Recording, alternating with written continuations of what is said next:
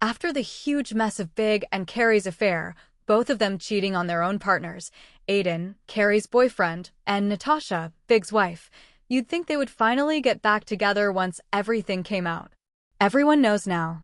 The secret is out, and all it took was Natasha falling down the stairs and ending up in the hospital.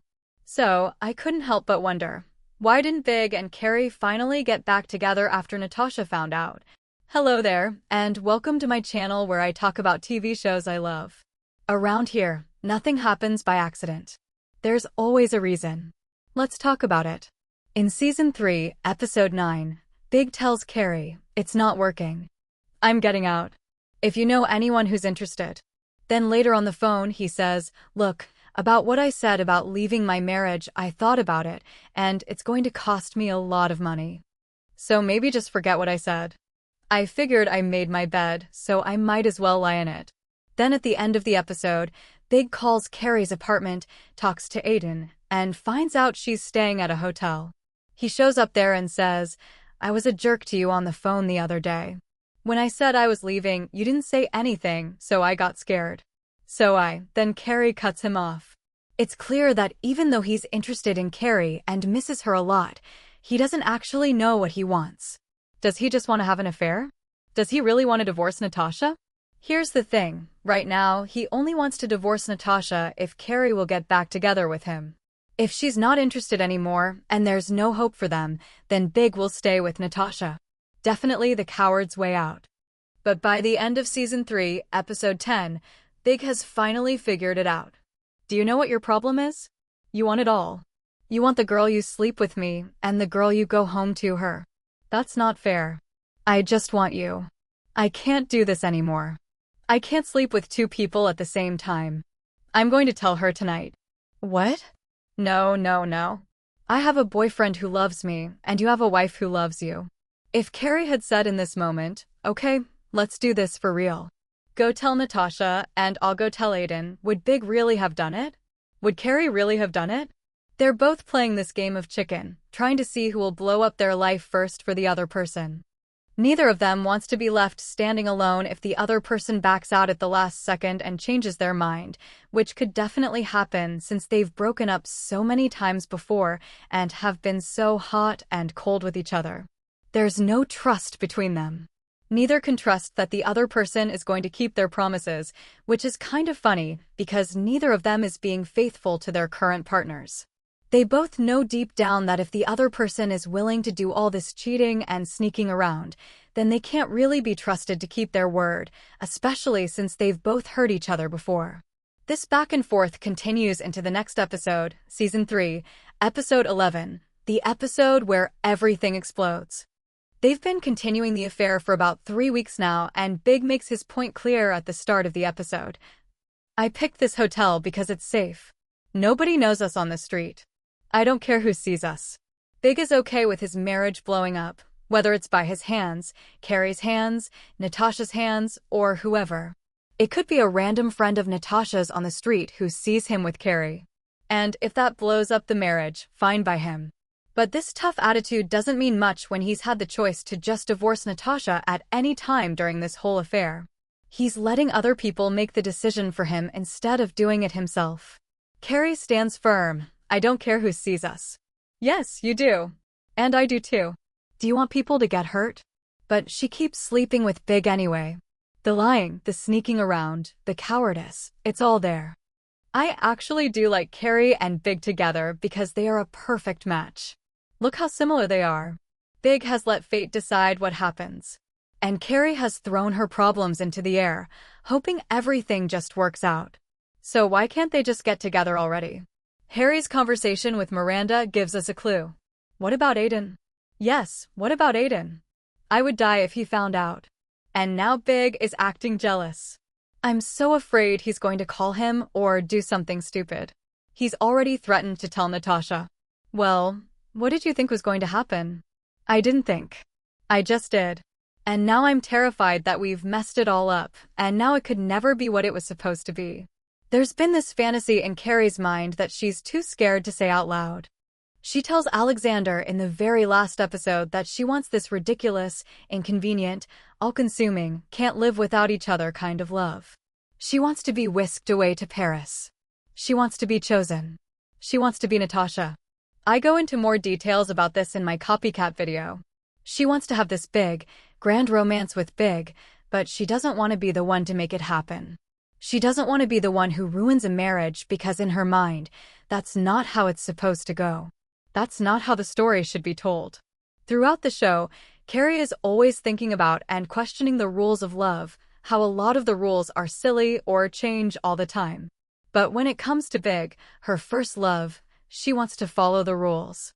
Meet, first date, become exclusive, meet the parents, get a key to the apartment, say I love you, become a team where big decisions like, I have to move across the world for work, come with me can happen. But with each step, there's been pushback from Big. There's been conflict. Their first drink date got cancelled because of Jack showing up. Their first real date was backwards. They slept together first, then got food. There wasn't a talk about being exclusive until there was a fight about it first. Then Big went to Carrie at a park at 3 a.m. Carrie was never introduced to Big's mom in a normal way. She had to spy and follow them into church.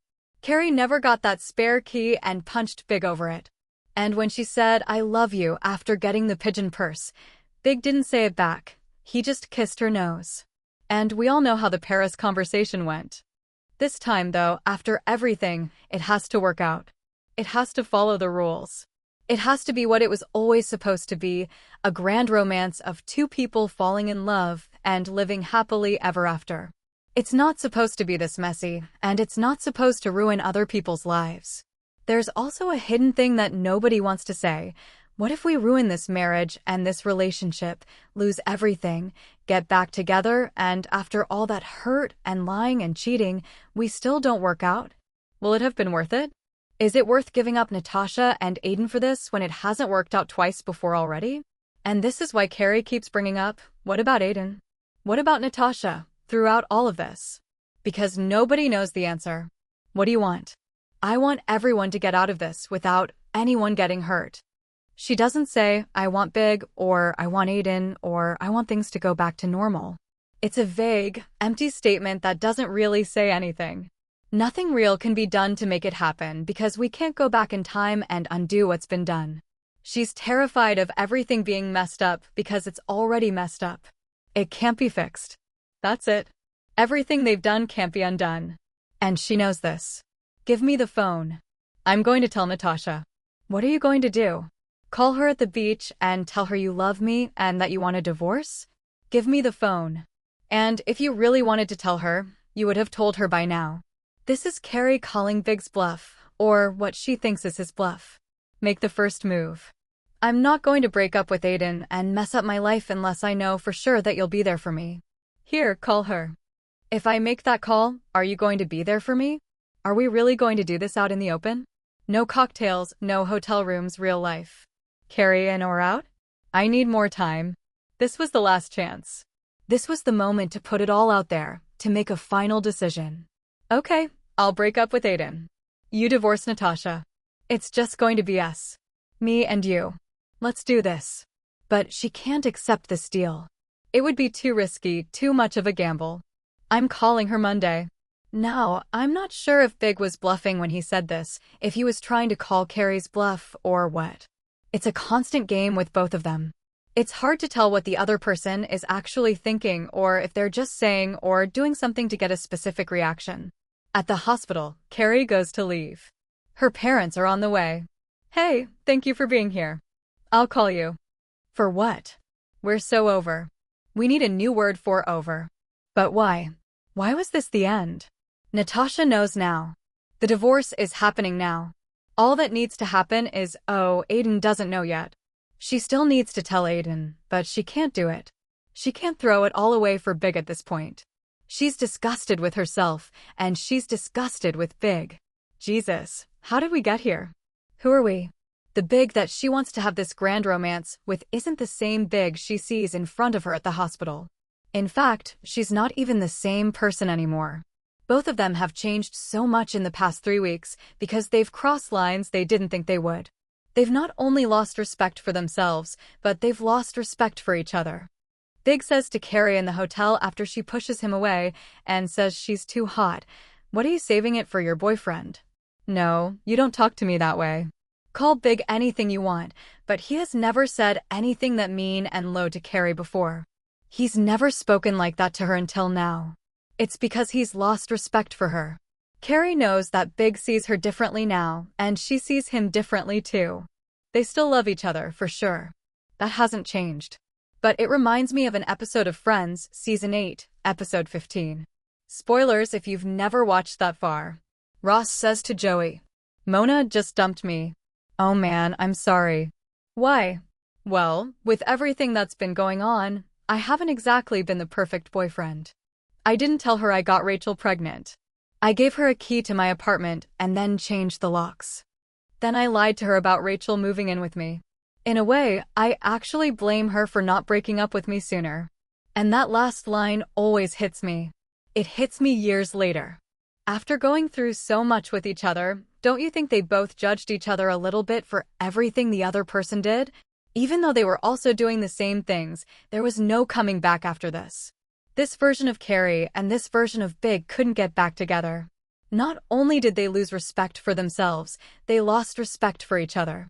It would take a few years of being apart for them to either forget all the hurt, start missing each other again, or forgive themselves and each other before they could even try a relationship once more. Thanks so much for watching. Let me know in the comments what you think. Could Big and Carrie have worked it out right after Natasha, or was it better for them to go their separate ways and grow a little? Do you think they actually grew between mid-season 3 and season 6 when they finally reunite? Let me know in the comments below. And if you have a suggestion for the next video, feel free to leave that too. Thanks so much for watching. See you next time.